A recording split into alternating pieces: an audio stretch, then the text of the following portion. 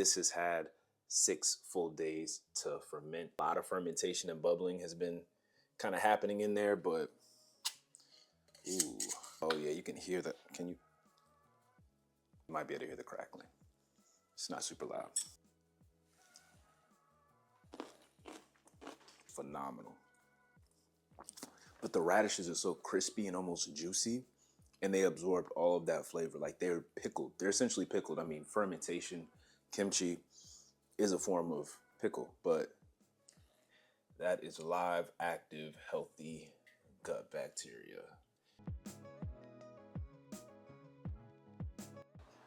Here at Kallan Farm, we have a black radish called Neurotundo. This is one of our spiciest radish, so if you're a radish lover, these are perfect for you. They come in a bundle for $4, and they have beautiful green tops to not forget to eat. Oh God, there you go. All right. Just got in from the farmer's market, and it's a pretty exciting day because radish season is upon us, and we have 2 beauties right here. We have, I honestly forgot what this was called, but I'm gonna flash a video of the name, and this is Spanish black radish, which is something that I really want to do is black radish kimchi. I think I'm gonna combine it with this radish right here because I think that'll help to sort of mild out the flavor a little bit. Also, I think it would be a great opportunity to use these radish greens. Of course, cooking some of them down is a great way to use them, but I think that putting them in a kimchi will help them to wilt down, really minimize their volume so it's not, you know, so much to eat, and make things a little bit more interesting flavor-wise. So yeah.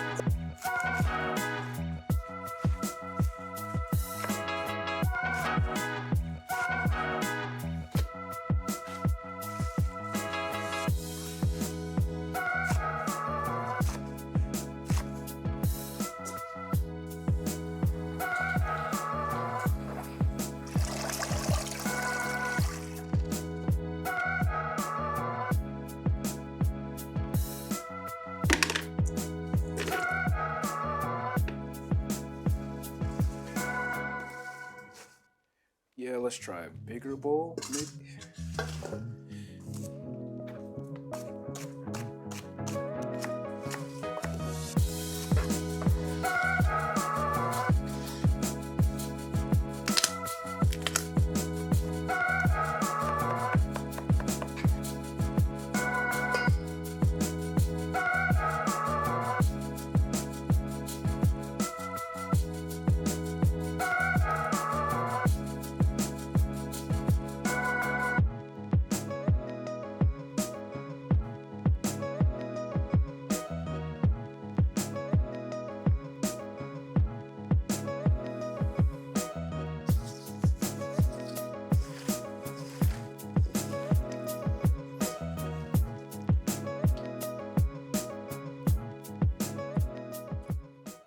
Give it a little taste before we jar it up.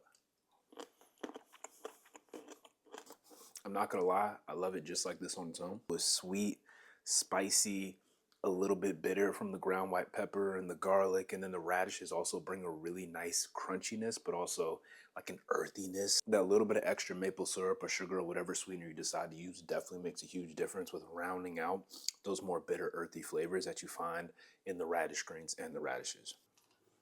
I know this is disgusting, but the easiest way to do this is with my hands, which are nice and clean.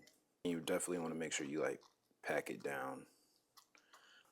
But you can pack a lot in here when you try to wipe the outside of the rim just to prevent any weird molding or anything like that. Better safe than sorry.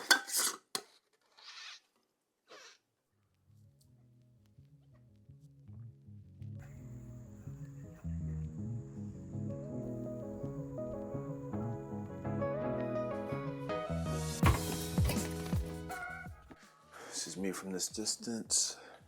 Crust out of my eyes. Good morning. It's a very special day because it's kimchi day.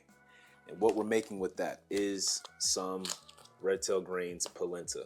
I know it sounds like a crazy combination, but we'll talk about it while I cook. So all I'm doing right now is bringing 2 cups of milk. In this case, I'm using soy milk because I don't consume dairy. And then I'm also bringing 2 cups of stock to a boil. Ooh, baby, that pan is getting hot, hot, hot. I should not have turned that heat on before I put any liquid in there. And it's basically a 4-to-1 ratio. So anytime you're cooking something like grits or polenta, you're typically gonna have a 4-to-1 ratio of liquid to the actual grain. I actually do not have enough stock for 2 cups of stock. So I'm gonna go grab some water, finish it off with water. Just wanna make sure you have enough liquid to cook these for about 45 minutes to an hour. So I'm doing about 1 cup of polenta. Oh, that's hot. Don't let your heat get too high or else it will boil over a little bit. Oh, brother. Let me wipe that up before I start a forest fire. All right, so as I was saying, 1 cup of liquid to 4 cups of polenta, and you want to slowly whisk it in because this prevents lumps. And the cool thing about this polenta is that it's an heirloom grain polenta, so it's known as potato orange. I was talking to Danny over at Red Tail Grains at the Piedmont Triad Farmers Market, and he was telling me all about how this guy essentially sold them the heirloom seeds for this grain, told them to grow it because he wanted to buy it off of them. That's how good this is. To a low heat. 2 hefty pinches of salt. Continuously stirring, checking back every 1 or 2 minutes. So the grits are already thick like this after about 10 minutes. And at this point, keep them on low, or at least I keep them on low, and then I just throw on a lid and let it go. Check on it every 2 or 3 minutes. All right, so at this point, the polenta, I keep saying grits, the polenta evidently got pretty dry, and so I'm just gonna add some extra liquid in the form of this cashew milk. And you just wanna read it. If it's feeling dry, if it's feeling like it's getting a little too stiff, sticking to the bottom, just throw in some extra liquid, some extra milk, some extra water, some extra stock. You wanna taste as you go because the texture does change and the grains get softer and softer. This is almost ready. Going in with about a tablespoon of vegan butter, just to top off that richness factor of the polenta. Almost like a fluffy texture. This is insane.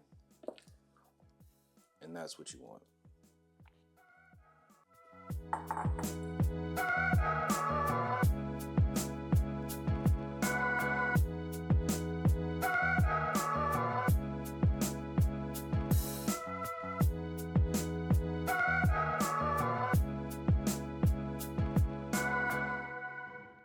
All right, photo shoot done. Let's give this thing a try.